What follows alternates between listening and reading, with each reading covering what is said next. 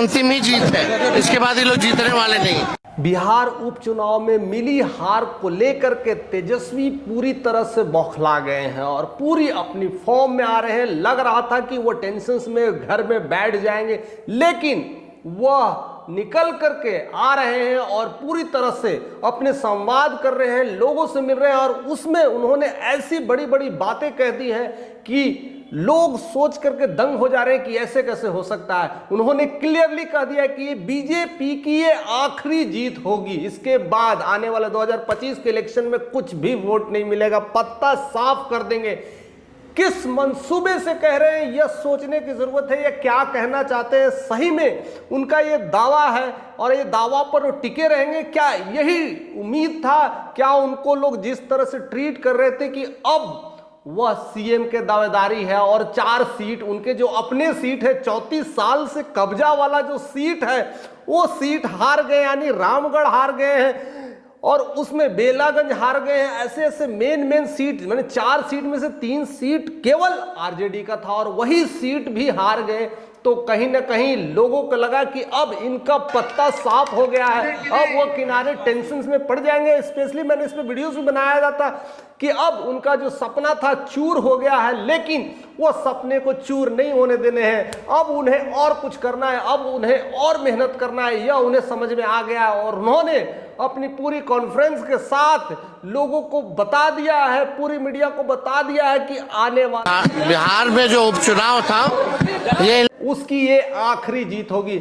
यानी अब खुल के कह रहे हैं कि अब बीजेपी का कुछ भी नहीं होने वाला है। अब तो यह 8 महीने की राजनीति तय करेगी कि क्या क्या चीज होने वाला है। 8 महीनों में बहुत कुछ उलटफेर होने वाला है। किस तरह से तेजस्वी ने अपनी दहाड़ रखी है, उस दहाड़ में लगता है कि वह अब प्रचंड रूप लेने वाले। जिस तरह से अभी तक 16-17 महीनों में उन्होंने जो काम किया था और जिस तरह से उन्होंने लगा था कि उन्हें कि अब मैं इसमें बहुत काबिल होकर करके आऊंगा और एक सीएम के चेहरे के रूप में रिप्रेजेंट करूंगा, लेकिन यह चुनाव में मिली हार को लेकर करके अब उनका एक बड़ा बयान आया है कि बीजेपी अब आप के बाद एक भी सीट नहीं जीत पाएगी, एक भी अंतिम ही जीत है, इसके बाद ये लोग जीतने वाले नहीं। बड़ी चुनौती अपने आप में एक बड़ी बड़ी बात है और इसको लेकर के कई पार्टी प्रवक्ता बड़ी कुछ बातें कर रहे हैं, लेकिन तेजस्वी का पूरा क्लियरली बयान है। वो कहते हैं कि आरजेडी की पार्टी ये इक्का दुक्का वाला पार्टी नहीं है, यह party A to Z party है। यानी यहाँ सारे तरह का रिप्रेजेंटेटिव रहते हैं, हर लोगों का सम्मान मिलता है और हम मिल करके एक नया बिहार बनाएंगे और बीजेपी को यहाँ से खदेड़ भेजेंगे, क्योंकि बीजेपी ने ही कहीं ना कहीं नीतीश को कुछ मिला करके खिला दिया है, पता नहीं क्या कर दिया है, उसके मनोबल को तोड़ दिया है। हम अपने मनोबल के बल पर अब दिखाएंगे कि बिहार में कैसी पॉलिटिक्स होगी, कैसी राजनीति होगी। यानी अब वो और भी एक्शन में आने वाले हैं, लेकिन मुद्दा क्लियरली है, हारना और जीतना ये तो लगा ही रहता है, लेकिन मुद्दा क्या है कि अगर वो हारे तो हारे क्यों। तो इसके पीछे अगर हम थोड़ी सी फैस ब्लैक में जाते हैं तो उसमें देख पाते हैं कि असली इसका मुद्दा का क्या कारण होगा, असली इसकी क्या क्या रणनीतियां होगी। उसमें यह देख कर करके काफ़ी कुछ समझ में आता है कि जो कुछ भी उनके पिता ने किया था, पिता यानी उनके पिता जो हैं लालू जी, उन्होंने पूरी तरह से यह बातें कर रखी थी कि उन्होंने महादलित को सपोर्ट करते थे, मुस्लिम को सपोर्ट करते थे, और ये तेजस्वी में नहीं दिख रहा है। वो कहीं ना कहीं दलित का चेहरा उनके चेहरे से गायब होता हुआ दिखा रहे हैं और दलित अगर नहीं है तो कहीं ना कहीं वह उसका जो प्रहार हुआ है वह अभी देखने को मिला है। यानी दलित को सपोर्ट नहीं दिए, जो टिकट दे रहे हैं या तो ऐसे ऐसे लोगों को दे रहे हैं, ऐसे ऐसे माफिया गैंग को दे रहे हैं, और कहीं ना कहीं ये लोगों को दिख रहा है कहीं ना कहीं ये रिप्रेजेंटेटिव गलत हुआ था और शायद इसको सुधारने की कोशिश करेंगे। ऐसे कई सारे बातें हो रही है। उसमें लेकर के प्रेम रंजन ने यह बातें कह दिया कि ये सब ख्याली पुलाव है।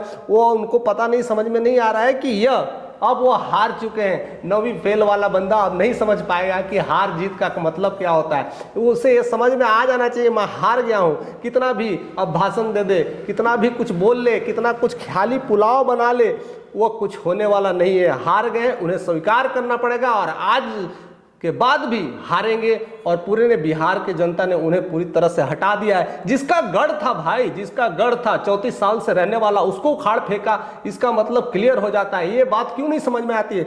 ऐसी बातें प्रेम रंजन यानी बीजेपी प्रवक्ता कह दिए हैं, लेकिन खास करके जो मृत्युंजय तिवारी है, जो खास करके आरजेडी के प्रवक्ता है, वो कहते हैं कि ऐसा कुछ नहीं है। 4 सीटों से, ये भी उपचुनाव के सीटों से हमारा तेजस्वी को आप ऐसे नहीं कह सकते। हम अभी आरजेडी कार्यकर्ता अभी बहुत कुछ करने वाले हैं। अगर ऐसा होता तो हम झारखंड में भी गिर जाते, लेकिन झारखंड में से 6 में से 4 सीटें लाए हैं। यह प्रत्यक्ष दिखाता है। और झारखंड कहीं ना कहीं बिहार का बेटा है, यानी बिहार से ही अलग हुआ है।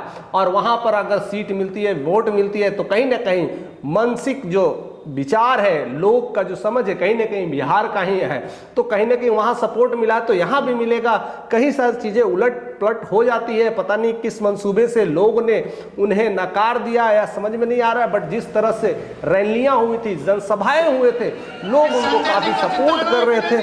और इस बार फिर से हम वापस आएंगे और इस बार ज़बरदस्त इनिंग खेलेंगे। तो ऐसा जो भी इस तरह का मंसूबे रख रहे हैं कि कह रहे हैं कि नवी फैले, उन्हें समझ नहीं है। अगर समझ नहीं होता तो जिस तरह से आरजेडी जिस तरह से भरी पार्टी में उठी थी और 2020 में जिस तरह से इलेक्शन लड़ी थी और अपने आप को रिप्रेजेंट करी थी, एक डिप्टी सीएम के रूप में रिप्रेजेंटेशन हुआ था तेजस्वी का, यह कोई खेल नहीं था, यह कोई मजाक नहीं था। और इस तरह से बहुत सारी टिप्पणियां शुरू हो गई है। तेजस्वी का जो हमला हुआ था, बीजेपी का ये आखिरी जीत है, इसको लेकर के कई सारी पार्टियों में सरगर्मी बड़ी तेज हो चुकी है और दोनों में खटाच चल रहा है। एक दूसरे को गिराने की कोशिश कर रही है, एक दूसरे पर बयानबाजी चल रही है, लेकिन तेजस्वी झुकते नहीं है, मुड़ते नहीं है, अपनी बात पे अड़े रहते हैं। वो कह दिया तो कह दिया। यही उनकी एक खासियत है कि वो डरते नहीं हैं। और डरेंगे कैसे? उनके पिता का वो अपना गुण है, कहीं ना कहीं स्वरूप है। पिता भी वैसी बेवाक अंदाज में बोल देते थे, हर बात को ऐसे ही रख देते थे। कहीं ना कहीं यह उनमें भी देखा गया। लेकिन कुछ चीज़ें ऐसी होती है जहां पर हार है तो हार है। बट ऐसी तरह के बयानबाजी, कहते हैं कि बीजेपी की यह आखिरी जीत है, यह थोड़ा सा अनहोनी लगता है, थोड़ा सा अनसुना सा लगता है, थोड़ा सा अटपटा सा लगता है। ऐसी बयानबाजी को लेकर के किस तरह का परिदृश्य दिखाना चाहते हैं, या कुछ ऐसा होने वाला है कि अभी जो बिहार का जो इलेक्शंस होने वाले हैं उसमें कुछ एक नई और पॉलिटिकल इमेज बनाएंगे, एक नई उफान लाएंगे, एक नई चंद्रमुखी की तरह प्रकाश फैलाएंगे। ऐसा बहुत कुछ हो सकता है। यानी ललटेन अब जो नीचे से चल रहा है अब ऊपर से जलाएंगे, यानी किस तरह के रोशनी देंगे, ऐसे बहुत सारी बातें हो रही है। लेकिन क्या लगता है कि वो चिराग को रोक पाएंगे? चिराग अपने आप में चिराग है, यानी अपने आप में लाइट है। उस लाइट के सामने ललटेन की लाइट क्या कर पाएगी? यह बहुत कुछ मामला अटक के रह गया है। क्योंकि अगर वैसी मामला होता तो चिराग को झारखंड में रोका जा सकता था, लेकिन आरजेडी ने वहां भी नहीं रोक पाया। और बिहार में तो पता ही है कि चारों का चारों चित हो गए। तो कैसे कहा जा सकता है कि अब बीजेपी का खाता भी नहीं खुलेगा? बीजेपी की ये आखिरी जीत है। उसकी आखिरी जीत तो छोड़ो, अगर हमें लगता है कि अभी जिस तरह से चिराग पासवान आगे बढ़ रहे, चिराग जल रहा है, उनको रोकना मुश्किल हो जाएगा। और एक नीतीश अपने आप में कहते हैं ना, बिहार का ऑलराउंडर, बिहार का गुरु माने जाते हैं, पॉलिटिकल गुरु माने जाते हैं, बिहार का चाणक्य हैं। उनको हटाना फेंकना कहीं ना कहीं यह खतरे की घंटी है। बट उनका ये भाषण, कहीं ना कहीं उनका ये बात, तेजस्वी की जो बातें हैं, बीजेपी की ये आखिरी जीत है, इसको लेकर के सरगर्मी महसूस हो रही है। बहुत तेज एक दूसरे के कटाक्ष में बातें हो रही है। कई सारे मीडिया आ चुके हैं, एक दूसरे को खींचातानी कर रहे हैं। कई सारे जो प्रवक्ता है, या वो बीजेपी के हो या आरजेडी के हो या एलजेपी के हो, एक दूसरे को खींचातानी में लगे हैं। एक दूसरे को जड़ के गड़े हुए मुर्दे उखाड़ रहे हैं और उखाड़ करके बताने की कोशिश कर रहे हैं, तुम क्या चीज हो और मैं क्या चीज हूं। इसको लेकर के सारी पार्टियां एक नए नए माहौल क्रिएट कर रही है। बस इन सारे माहौल में क्या लगता है कि 2025 का जो बिहार विधानसभा का इलेक्शन होने वाला है, जो महज 8 महीने रह गए, उसमें किसकी सरकार बन पाएगी और कौन होगा बिहार का अगला सीएम, कौन होगा बिहार का अगला भविष्य, जो बिहार की सरगर्मी को समझ पाएगा, बिहार के मिजाज को समझ पाएगा और बिहार को एक नया संचालन कर पाएगा, उस सारे चीजों का जवाब आप हमारे तक शेयर करिएगा, क्योंकि आपके मन में जिस तरह के विचारें उठ रही है और जिस तरह के यह बयानबाजी हो रहा है, उस बयानबाजी में और आपकी जो राय है, हम समझ पाएंगे कि किस तरह की बातें चल रही है, किस तरह का आपके मन में जहन में विचारें कौंध रही है।